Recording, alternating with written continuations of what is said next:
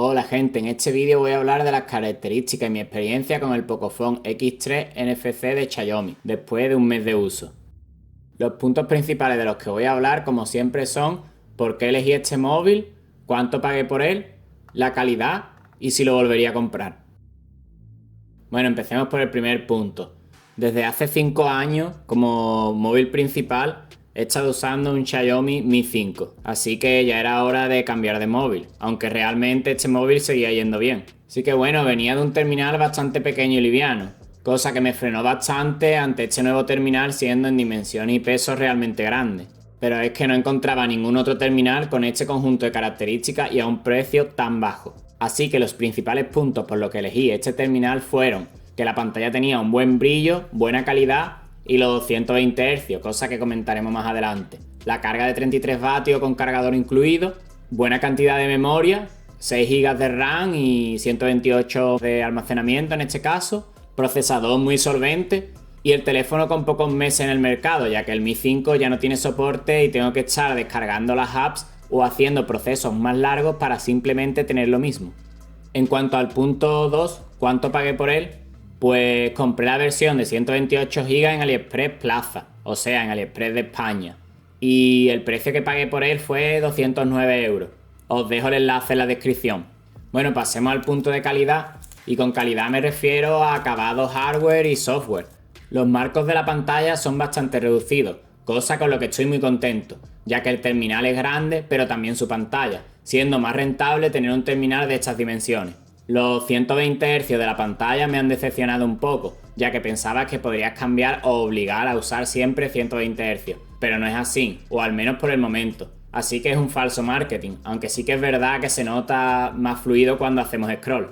Las respuestas táctiles también son mucho más rápidas, cosa que noté casi desde el primer encendido, ya que antes tenía que pulsar físicamente la pantalla y ahora antes de llegar a tocar ya está pulsando, cosa que al principio me costó adaptarme. El desbloqueo facial no me gusta mucho, puesto que cuando tengo que pasar de canción o ver una notificación me hago un lío con esto, ya que el teléfono se desbloquea cuando realmente solo quería cambiar una canción o ver una notificación. Y al final tengo que ir a la aplicación o bajar la barra de notificaciones para hacer lo que quería hacer. Creo que lo acabaré desactivando porque pierdo más tiempo, ya que tengo la Mi Band y se desbloquea por Bluetooth y también lo podía desbloquear con el dedo. En cuanto al desbloqueo con el sensor táctil, no es muy rápido y no me convence eso de estar en el mismo botón del encendido. Pero bueno, esto es más bien cuestión de gusto. La bandeja de la SIM solo soporta 2 SIM o una SIM y una micro SD, cosa que no me termina de gustar puesto que generalmente uso 2 SIM y pues de esta manera pierdo la opción de ampliación.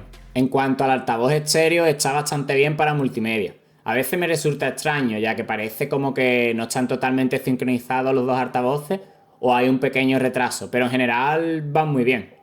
En cuanto a las llamadas, pues muchas veces me da la sensación de que estoy hablando en manos libres y realmente es el altavoz de llamada, cosa que no me termina de gustar si quieres tener privacidad en tus llamadas, pero sí que es verdad que se escucha bien. En cuanto a la calidad no sabría decir qué es lo que le falta, pero claramente algo falta. No sé si son los medios, pero la sensación es que con otros terminales puedes escuchar una canción con menos volumen para poder enterarte. Y este es todo más como más estridente. La notificación realmente no sé para qué vale. Creo que solo para cuando estás cargando el móvil. Cosa que me ha decepcionado un poco ya que en mi anterior móvil tenía como unos 8 colores en el LED y podías asignar un color para cada aplicación o acciones. Cosa que en este pues tenemos ahí un LED que es casi inútil. Los botones en pantalla no están mal, pero me parece algo bastante negativo que no puedas ajustarlo como a ti te parezca. O al menos no encontré esta opción estando esto en muchos otros terminales. Con esto me refiero a los botones de home o de ir hacia atrás, ya que desde mi punto de vista están muy cerca uno de los otros, pegados más bien al centro. Y a mí me resulta más cómodo si están separados, ya que al no ser un botón físico es más fácil darle al botón home cuando quieres ir para atrás, por ejemplo, y tienes que estar mirando a dónde tienes que pulsar. Mientras que si estuviera más hacia las esquinas, solo tendrías que pulsar al borde de la pantalla siendo más intuitivo al uso. Después de jugar horas con el teléfono, el móvil no se calienta nada, cosa con lo que estoy muy contento ya que era el gran problema de mi otro móvil. En cuanto a la batería es impresionante, ya que puedes llegar a usarlo 2 días si no le das mucho trote al teléfono.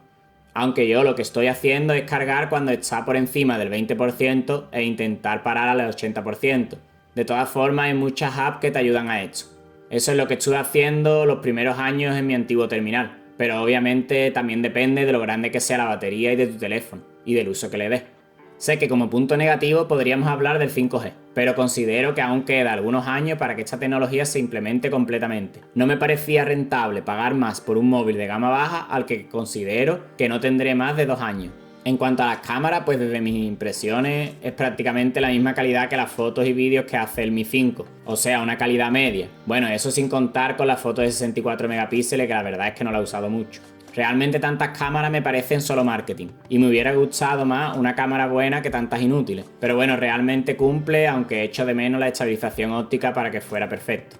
Y como cosa negativa, que realmente no es calidad, no me gusta para nada el logo de Poco en la parte trasera. Pero bueno, esto sigue siendo cuestión de gusto.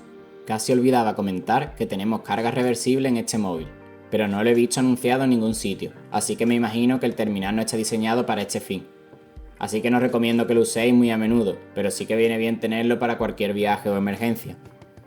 Bueno, y hemos llegado al último punto, que es si lo volvería a comprar. Pues por el momento no he tenido ningún problema con él, ya que claro, cuando llegó tenía gran desilusión de pasar de un terminal con un acabado increíble desde mi punto de vista a un terminal plasticoso y que es más bien un ladrillo. Pero con el uso me he acabado acostumbrando y realmente la experiencia de uso es muy buena. De hecho diría que mejor que el Mi 5. Lo único que bueno, sigue pareciéndome pesado, pero tampoco es dramático. Así que sí, lo volvería a comprar, ya que por este precio no encontré nada que ofreciera un conjunto de características tan compensadas.